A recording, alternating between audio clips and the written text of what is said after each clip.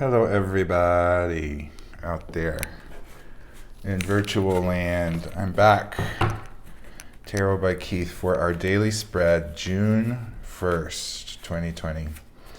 Well, I don't know what happened. I feel great today, and there's no reason, at least from inner work or self-care, that should warrant that. It got windy last night, and some wind blew through.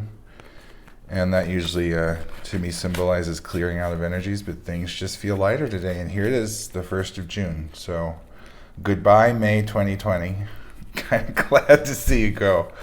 I know there's still a lot of pain and struggle and tension in the world right now, and I don't mean to downplay that at all. I'm sending love from my open heart to everyone in pain, but I don't know. It feels like the collective just kind of got something out of its system in some way, energetically speaking. I know the physical world may not be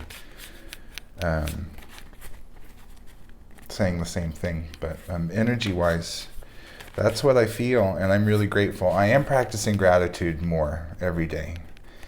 I follow Luna Ash, and she's doing a daily meditation at 4 p.m. and just putting your hand on your heart chakra and saying thank you. And I think that's really, really helping me anyway. I'm a big fan of Joe Dispenza and his books, which I've read numerous times, repeatedly, and gratitude puts you in a state of receivership. I totally believe that. So I'm really grateful that I feel good today, and I hope some of you out there are feeling the same way. So let's see what the cards have to say for us today. In the recent past, what we're moving away from is the King of Cups. All these same cards keep coming up. It's really interesting. The king is looking toward the future, but his body is still facing the past, which means he's still integrating this emotional lesson. Cups being the water sign is your emotional life. He's still integrating this emotional lesson and looking toward the future. So even though he's got his eyes on what's coming next, his body is still integrating this, even though it is over. Like he's holding the cup in his hand, and the lesson that came from whatever got him to this point. The kings are mastery figures. So there's a master of emotions, which means you're a master of your thinking, because your thinking and your emotions are intrinsically linked. It's heart-brain coherent stuff. But he's learned this lesson, this emotional lesson attached to the past. His body's still integrated, but he's got his eyes on the future. And what's coming from this lesson is the purpling aspect. He's very spiritualized in the heart center, light blue across his chest, and an equal balance of red and blue in the card, which is that masculine and feminine.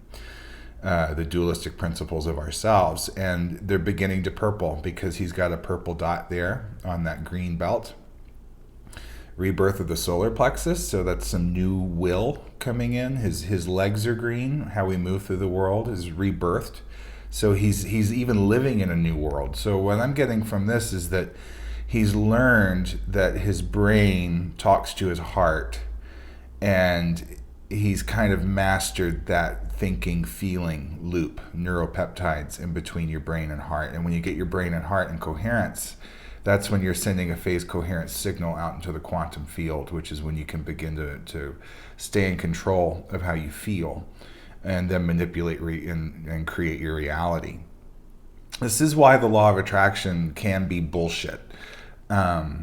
Because you can think positive thoughts all you want, but if you don't feel it, if you don't engage the heart and feel those positive thoughts, then you're sending out an unbalanced signal, and it's out of phase.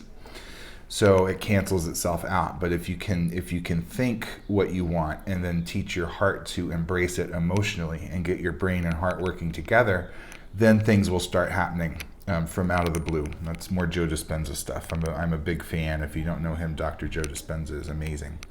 Love his books. And he has this purple window encased in flesh. So that's the unification of the red and the blue inside of the body, which is attached to this emotional trophy, which is on the receptive side of the card. He's received this lesson. It's on his left shoulder, and he's integrating. And it's providing all this rebirth. He's very comfortable in the chair, which resembles his body. His consciousness and his prize are in the top half of the card, which the top square represents spirit. The bottom square represents physicality, being grounded. And his feet are active. And even though his feet are pointed toward the past, there's some movement that's really going to take place soon, because he's got his eyes on what he wants to create. Now that his heart and brain are in balance, he can swing his body around, stand up from the chair, and walk into whatever future he decides to create for himself. Lots of blue spirituality, and the ground on which these feet rest is orange, right? All the previous cups are orange, right? This one's yellow. And orange is that mixture of yellow and red, which is putting what you've learned, yellow is logic, intellect, and idea, into action. Red is divine, masculine, active energy. He speaks with spirit. His beard is light blue. He speaks spiritual truth. So it's a really, really beautiful card where there's big time learning that's come along here, and emotional intelligence, heart-centered thinking, which is where we need to be right now. So love seeing the King of Cups. He's been coming up a lot lately. And what's he looking at? What's he want to create in the present moment? Major Arcanum 0, or numberless. Arcanum 13, which is commonly known as the Death card, has no name, and this one has no number. And the skeleton in Arcanum 13 could very well just be the skeleton of the Fool. So these two cards are intrinsically linked. But this is the first card of the tarot, the Fool. And don't let the name fool you, pun intended. The Fool is marching forward into a brand new chapter. I kind of get one of the pages that we had yesterday. It's like it was the Page of Wands yesterday, moving forward into something and taking those steps without really knowing what you're walking into. And I think that's a good place to be right now.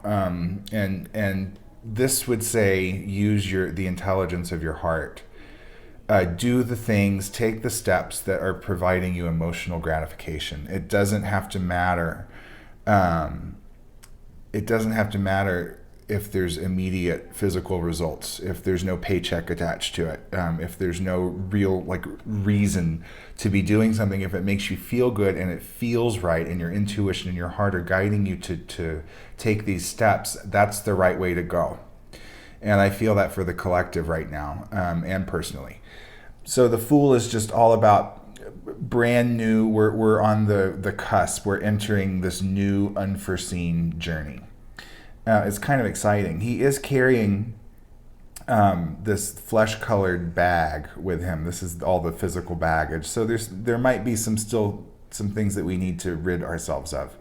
Some things trapped in our body. Your DNA and your cells store trauma.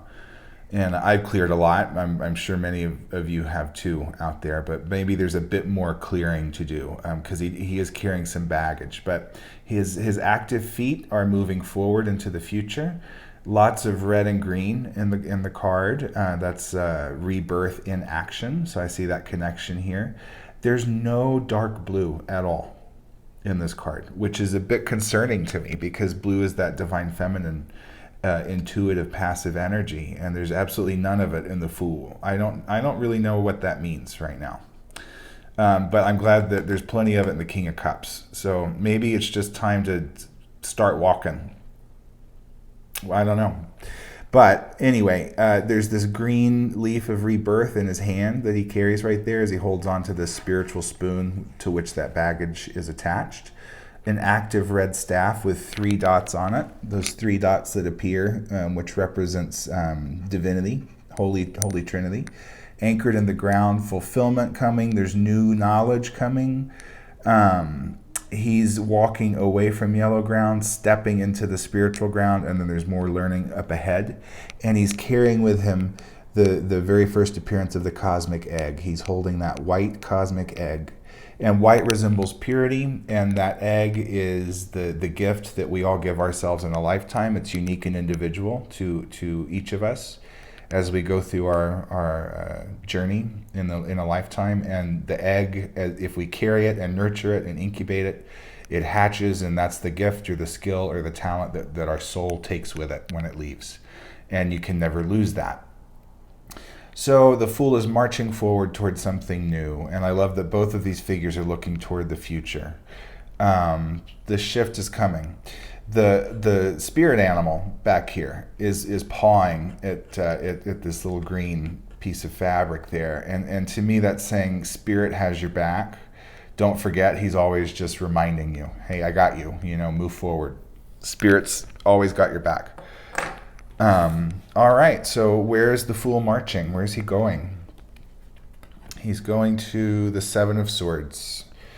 A lot of the swords are pretty rough. Not this one to me. I don't remember the Rider-Waite vision of the Seven of Swords, but the number 7, again, 3 male figures here, so all active. And 7's the only number in this 3-card spread. And 7... being odd is masculine and active, and numerology represents spirituality, exploration, and wisdom. So since swords are the air sign, your mental body, logic, idea, and intellect, this is the courage to think differently. This is breaking out of some mental barriers here. This is thinking outside of the box. The blade of the sword is light blue, which means it's spiritual, and we're holding on to it with our feminine intuitive energy, gilded by what we've learned. A dot of red action at the bottom, but the blue blade runs all the way up the spine, pierces the crown. So spiritual crown chakra activation. I've been feeling that. Some of you might get tingles in your crown. I do when energy comes in, and I can feel that sync up with my heart a lot, and they vibrate and pulse together, which is a really special, wonderful feeling. And that's what happens to me when I meditate every time now. It's kind of really cool. And sometimes that energy will just kind of flush in if I get really relaxed and just kind of lay down and focus on that gratitude. So maybe you guys are feeling that too. I feel like some innate gifts are coming online. I feel like some magic powers are being reawakened in those who believe that they have them. It's timed. It's lying dormant in our DNA, and some of us have some really special gifts that may be returning right now. And the more inner work you do and dig for it, the more they just kind of come to the surface, even though it is also based on timing. But I love this 3-card spread today. I love it. Emotional mastery, brain and heart coherence, purpling, marching off into a whole brand new beautiful chapter. We don't know what it is. I love it. Spirit's got our back. And then using our intuition and our knowledge to think out of the box spiritually. Maybe this is like, hey, believe in magic. If you've never been exposed to it, the Joe Dispenza book is a really wonderful way to bridge the scientific and the mystic. He's a neuroscientist, and really powerful stuff that he writes about how the brain works and the heart and spirit. There's a marriage between spirit and science that's happening. There's a coalescence, and I believe that's purpling, by the way.